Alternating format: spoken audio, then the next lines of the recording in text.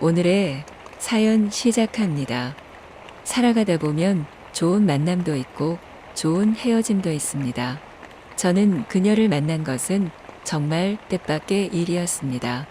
일단 제 친구 얘기부터 해야 할 것 같습니다. 제 친구는 외국에서 살고 있고 저는 친구의 초대로 비자를 발급받아 외국에 가게 되었습니다. 친구가 외국에 들어간 지 2년 정도 되었고 저는 여러 번 통화를 하다가 친구의 생일날도 다 와가고 해서 친구를 보러 가려고 했던 것입니다. 어려서부터 같이 자라고 고등학교도 같이 다니고 부모님들도 제 친구를 가족같이 생각하고 지냈던 사이입니다. 친구는 외국어도 잘하고 한국에서의 삶보다는 외국 생활을 더 지향하는 편이었습니다. 외국에서 사업을 성공한 친구라고 하면 될 것 같습니다. 처음에는 외국에 뻔질나게 다니길래 저놈이 왜 저러나 했지만 이제는 그런 말은 못하겠네요. 저는 공항에 도착했고 친구가 나오기로 해서 기다렸습니다. 친구와 만나서 밥을 먹고 일단 집으로 갔습니다. 친구 놈이 미안하지만 이틀간만 혼자 있어야 한다고 하네요. 일 때문에 잠시 어디를 다녀와야 할 것 같다고 합니다. 내일이 당장 생일인데 생일 파티라도 하고 가야 하지 않겠냐고 했지만 너무 중요한 일이라 다녀와서 하자고 합니다. 저는 외국어도 못하고 해서 친구가 앱을 하나 깔아주면서 여기서 음식을 시켜 먹으면 된다고 합니다.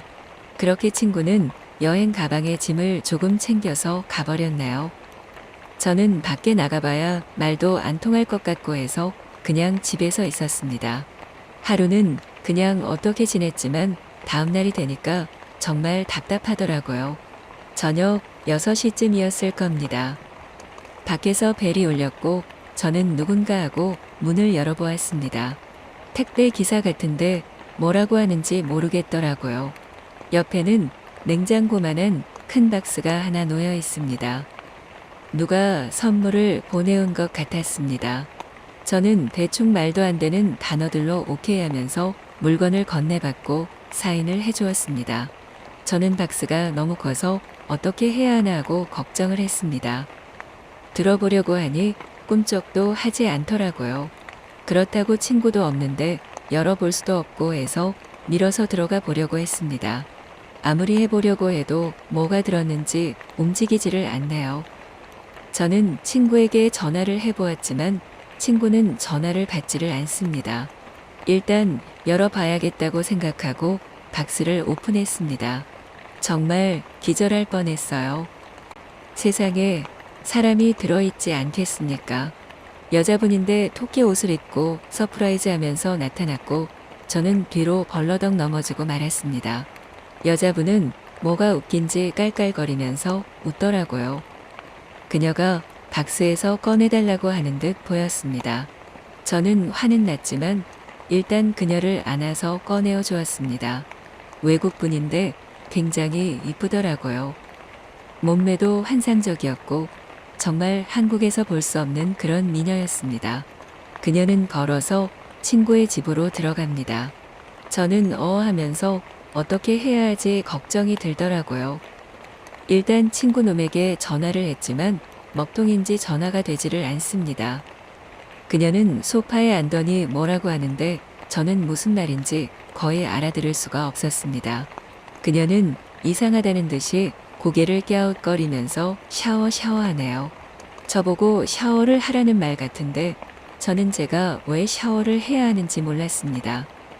저는 그냥 노노노 하고 아니라는 표현을 했지만 그녀는 저를 끌고 샤워장으로 갑니다.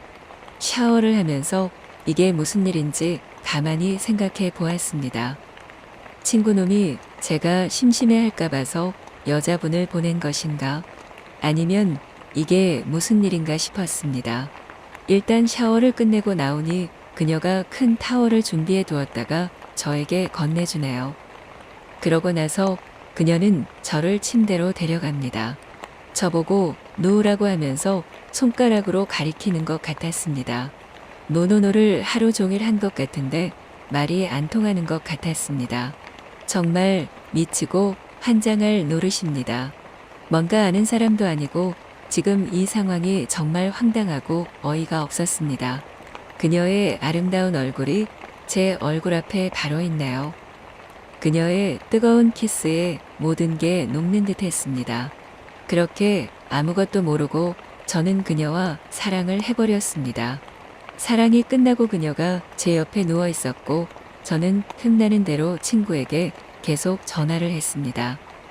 그녀가 미스터 최라고 하는 것 같은데 제 친구 이름이 최영훈이었습니다. 뭔가 지금 잘못되었구나 싶었습니다. 저는 제가 미스터 최가 아니다. 저는 미스터 강이라고 몇 번을 얘기했나요?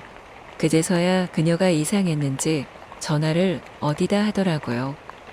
한참 통화를 하더니 저에게 전화를 받아보라고 합니다.